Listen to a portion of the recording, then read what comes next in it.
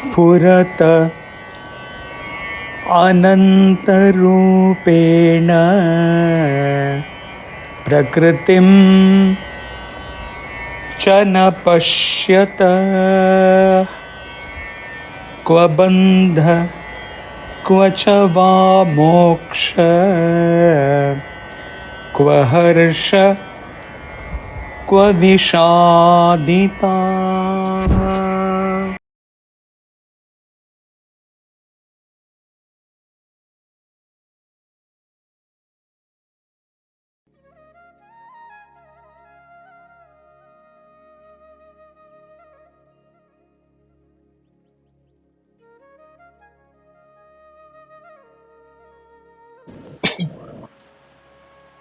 Where is bondage?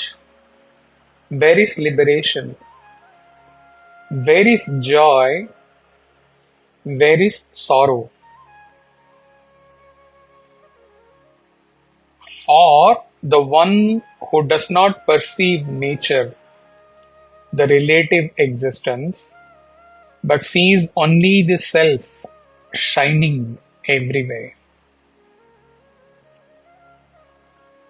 To reach to the imagination of the state of the one who has been described in this verse, let us start with the state of an unenlightened one.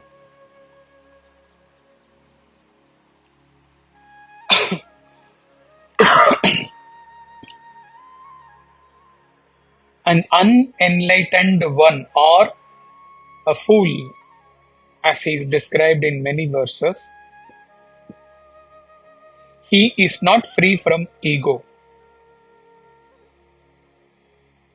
So he perceives the world with his ego.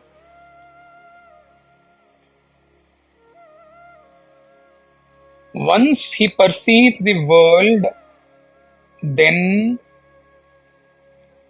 he cannot escaping from believing in all plurality, in all objects, in all appearances, all relations, etc. All of them appear to be real for him because he is perceiving the world with his ego.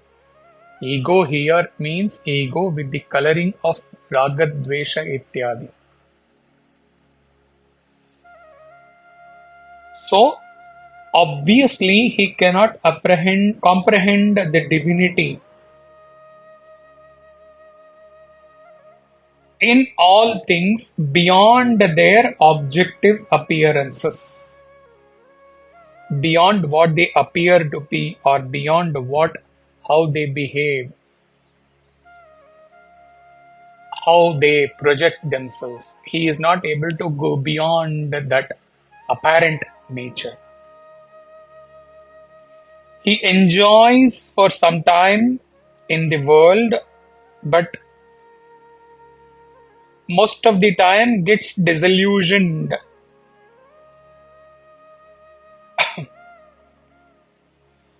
He cries within and feels that he is bound to the world which has given him only misery. So bondage arises.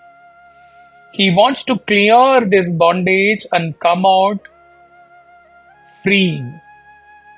In this desire for liberation arises. In the association with the world, he gets mixed experiences which gives him joy sometimes, but sorrow most of the times. So having got the picture of an unenlightened one, now let us proceed to the state of the wise one, the realized one described in this verse. The picture will be more clear when we have started with the unenlightened. In contrast to all the things which have been described regarding a fool, here in case of a realized seer,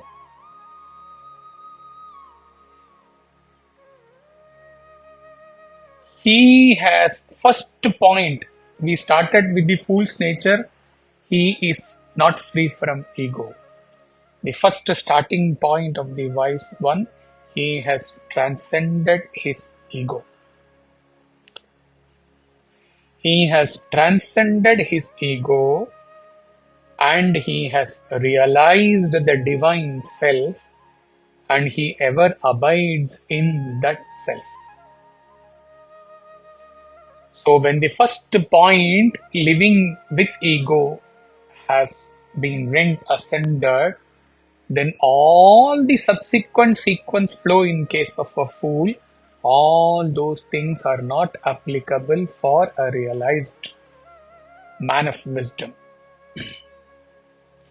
In his transcendental state, even if suppose physically he has to face the plurality, diversities, apparent tragedies, and with objects trying to rush to him to give joy or sorrowful experience, he is unmoved from his changeless state of self. Any adverse thing seen by him is realized as play of consciousness and nothing else.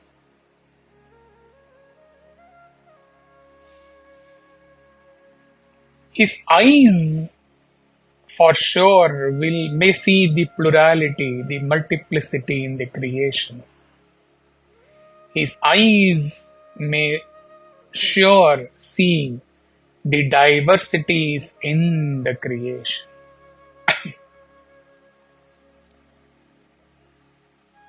It is not possible for him to be in the nirvikalpa samadhi while in the creation,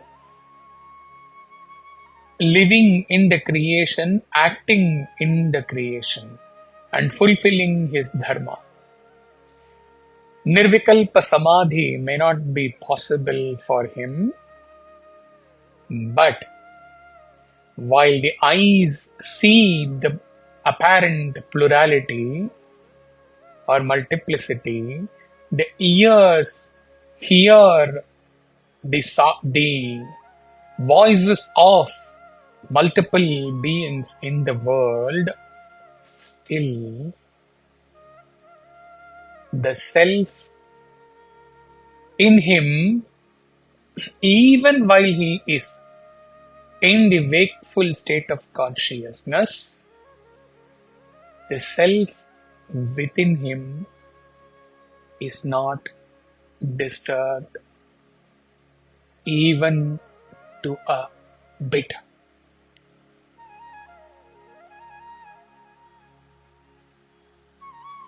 Existing as light, pure consciousness, there is no second appearance.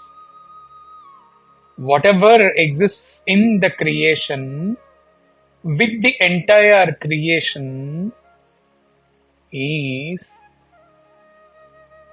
enveloped by the light,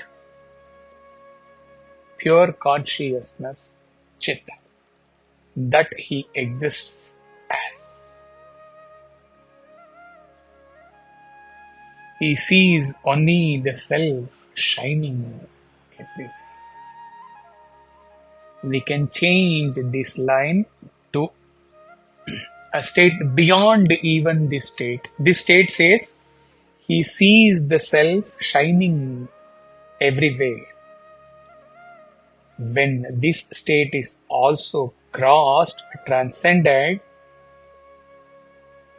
then he neither feels himself as the shining self. So, only when the mother is there, the child can be there. Child's birth is possible. Similarly, when he is not aware that he is existing as light and that light is shining, then it is not possible for him to also feel or experience that he as light is shining everywhere.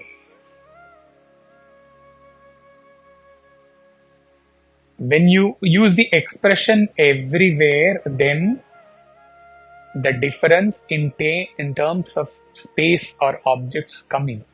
That means he is one and the other everywhere, others are different. He doesn't feel that he is shining everywhere.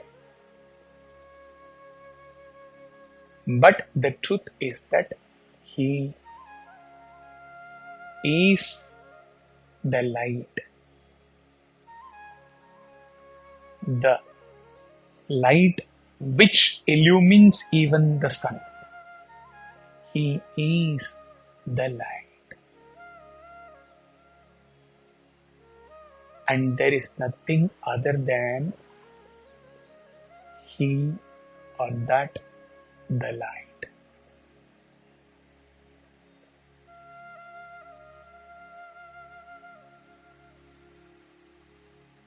It is up to the sadhakas who are contemplating to feel that, oh, if only that light is, then the creation in which we are, that should also be illumined by that light only. Here that everywhere comes, but for the one who exists as light, only that is.